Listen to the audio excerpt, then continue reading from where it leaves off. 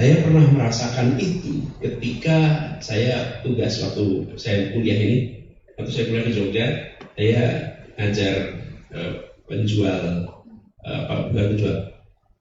pelayan toko satpam di Jogja.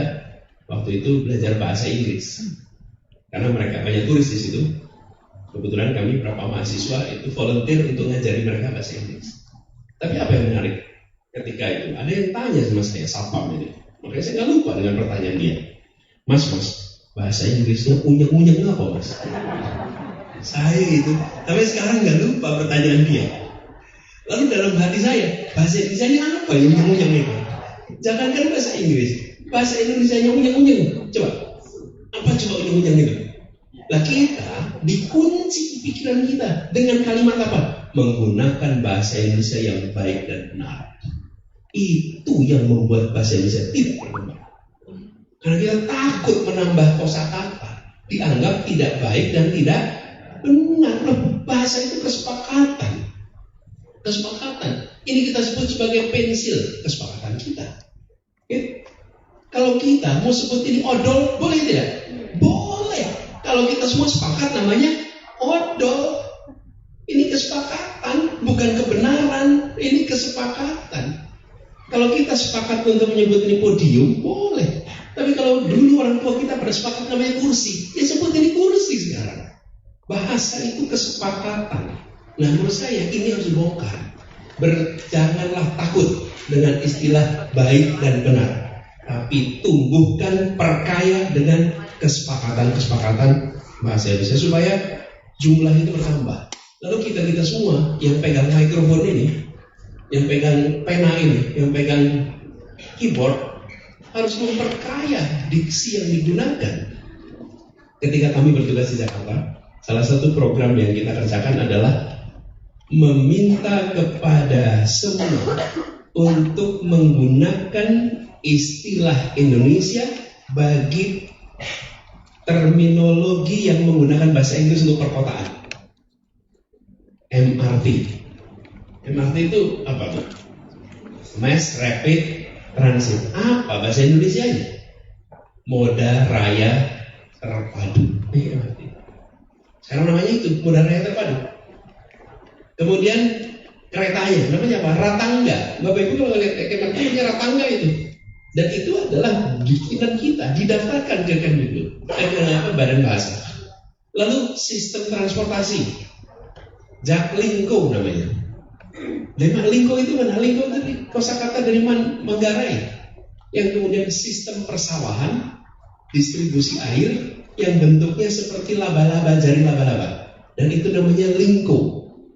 Dan sistem transportasi di Jakarta seperti laba-laba. Jadi kasih nama Jaklingko, Jakarta Lingko. Kita ingin, dan itu proses pergantian itu nggak mudah.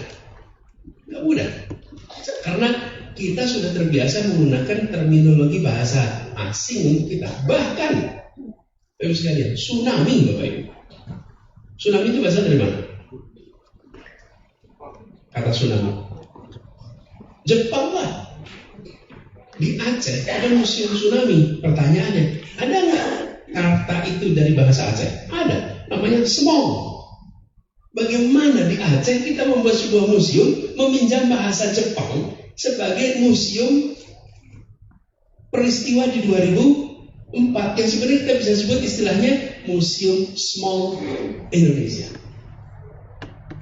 Hanya daerah yang pernah merasakan smog yang akan menyebut smog. Ya daerah lain nggak punya kosakata itu karena dia tidak punya pengalaman atas peristiwa itu smog, bukan tsunami. Nah, kami melihat ini perlu kita dorong sama-sama, para penulis, para tokoh politik, para wartawan, orang-orang yang pada pegang mikrofon itu memperkaya bahasa Indonesia dengan kalimat-kalimat yang membuat orang bertanya, ini apa ini? Di era Kiwari ini gawai menjadi kebutuhan pokok. Kiwari apa? Bahasa Sunda itu. Kiwari apa? Sekarang era kontemporer ini, era kontemporer itu kalau bahasa Sunda namanya Kiwari. Jadi kita nggak perlu mengatakan di era kontemporer gadget kebutuhan pokok. Bukan. Di era Kiwari ini gawai menjadi kebutuhan. Nah ini menurut saya kita harus dorong untuk salah satu usaha. Di sisi lain kita reflektif ke depan. Ini hari ini saya dengan usulan dari Mbak Oki Mandasari dalam kongres atau seminar nih. Nanti Ramadan bisa cerita Mbak Oki. Saya lihat ininya note-nya Oki tadi. Mbak Oki, apa yang dikatakan? Dia mengatakan ada beberapa strategi membuat bahasa Indonesia menjadi global. Saya kutip aja di sini. Ini bukan dari saya ini, tapi ide ini menarik. Promosi bahasa Indonesia melalui karya seni, musik, penerjemahan sastra. Yang ini akan membuat bahasa Indonesia expose internasional. Dan kalau mau menerjemahkan, ambil bahasa yang penetrasinya kuat. Kalau penetrasi global, maka gunakan bahasa Jerman. Terjemahkan ke bahasa Jerman, bahasa Jerman itu akan bergulir jauh lebih cepat daripada bahasa Inggris. Karena itulah bahasa literatur masuk ke bahasa Jerman. Kemudian, ini contoh.